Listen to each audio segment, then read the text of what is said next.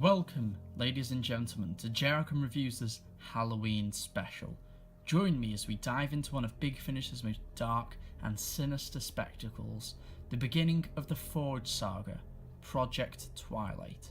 So pour yourself a nice big pint of blood, and let's get started. What have you done to me? What is this place? Don't worry. No one will find you down here. We're quite alone. Why are you doing this? I need you to take some special medicine for me.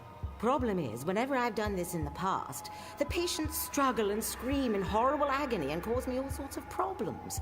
So all these restraints are really for your own good. The one Mr. leaving? No.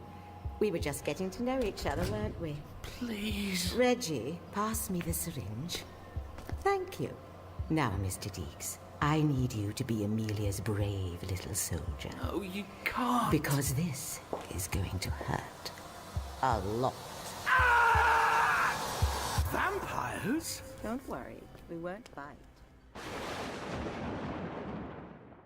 Project Twilight is an audio drama from 2001 by Cavan Scott and Mark Wright, the 23rd in Big Finish's main range. The story, as you can tell from the trailer, features vampires. I myself do enjoy a good vampire story, usually partial to those featuring a blonde girl called Buffy, but I find vampires exceptionally interesting in the Doctor Who universe. The mix of science and myth really creates an intriguing tone to the stories they feature in, especially how the vampires have a certain relationship with the planet Gallifrey and its founder, Rassilon.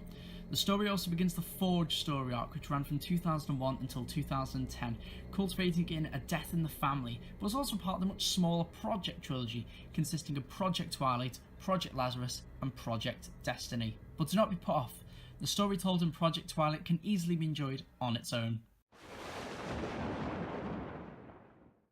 The story opens with a dark melody featuring the words of Dr. William Abberton as he writes in his diary, battling with the morals of destroying souls for king and country, but he is doomed as his own creations are soon to turn on him.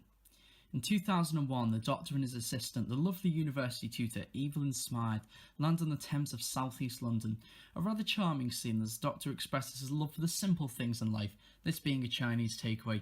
Even the haunting nursery rhymes as Agreus manages to slip off his tongue. I wonder what that could mean. The Doctor in the story is delightful. It isn't quite full-on nice guy Colin a Big Finish sometimes likes to portray, but it's certainly a bridge between that and his TV appearance, which is that very brash, bold and stubborn character. In my opinion, what I've got here is the perfect mix. However, we certainly do see his fury as well. The Sixth Doctor worked exceptionally well with Evelyn. Since she is an older woman, it provides a nice contrast with the younger and more agile Doctor. She at many times in the audio adopts a motherly role, often caring for the fragile yet lovable character of Cassie, who I will talk about soon. A dynamic that I love between the Doctor and Evelyn is that no matter how much they bicker, scream and shout, they will always remain sincere with each other after all is done. They understand each other despite not even knowing one another for that long. They just click. The side character of Cassie, as mentioned before, has a close relationship with Evelyn, allowing some very nice heart-to-heart scenes of a tragic backstory, parts consisting of a baby who is soon to become a more important Big Finish character than you would think. You really do feel for Cassie, and you do not want any harm to come to her. The story has three villain-type characters, the first being Reggie Mead, the typical South East London bully-type character who likes to push everybody around, the type of person you just love to hate. He runs a casino in which a lot of the story takes place in. The second character being Amelia Dory. Despite the innocent sounding name, she is far from that. She's a two-faced character that seems to always have something up her sleeve, always studying, always observing. You never know which side she is on, and she and the writers use this to their advantage. The third supposed villain type character, at least portrayed that way for most of the story, is the man who goes by the name of Nimrod, always lurking in the shadow, dressed in black, hunting those connected to the dreaded Forge, the government organisation deeply connected to vampires. The vampires portrayed in the story, some of which have already been mentioned, hint hint, are a very menacing and gruesome race, and audio certainly not for the faint of heart.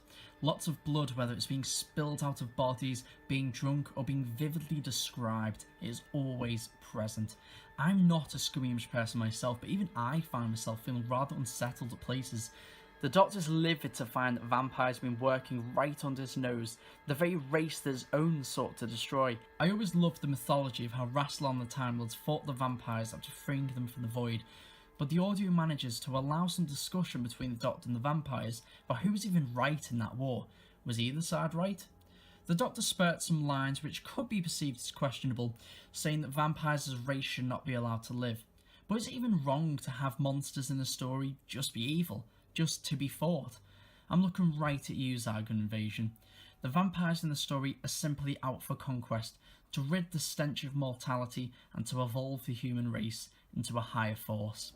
There were some rather amusing lines such as Evelyn discussing with Amelia typical vampire tropes such as garlic and a stake to the heart, but don't believe what you always see on the silver screen, although such tropes are present such as the lack of reflection and whatnot. The story leaves a lot of visualisation up to the listener, allowing you to interpret the twisted sounds as you wish, Part 1's cliffhanger being something that wouldn't go amiss in Silent Hill. And Part 3 features a very violent and gruesome scene with Reggie, the beating he delivers to a beloved character being very hard to listen to, and the extent of the injuries are not fully said. The listener imagining why Evelyn would say that she feels sick as she views what Reggie has done to somebody. The rest of the soundscape is haunting, transitions between scenes often featuring a metallic sound effect with layers and layers of subtle screams, fitting into the story of what lies beneath the casino.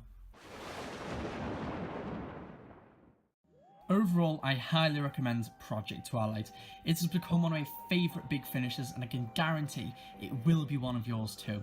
The vampires, blood and the creepy atmosphere definitely make this a supreme Halloween listen. Due to this audio being one of the first 50 releases, it is sadly now out of print and is sought after by collectors, but it can be purchased on download from bigfinish.com for just $2.99, a link is in the description, or if you have Spotify, you can listen to there. When you order from Big Finish, it's an instant purchase that goes straight into your library, and you can easily listen to this in time for the 31st. I give Project Twilight 9 spooky skeletons out of 10. A spooky listen that will keep you awake at night and stay in your memory. Thank you very much for watching. Be sure to like, comment and subscribe, and follow me on Twitter at @JarkhamReviews.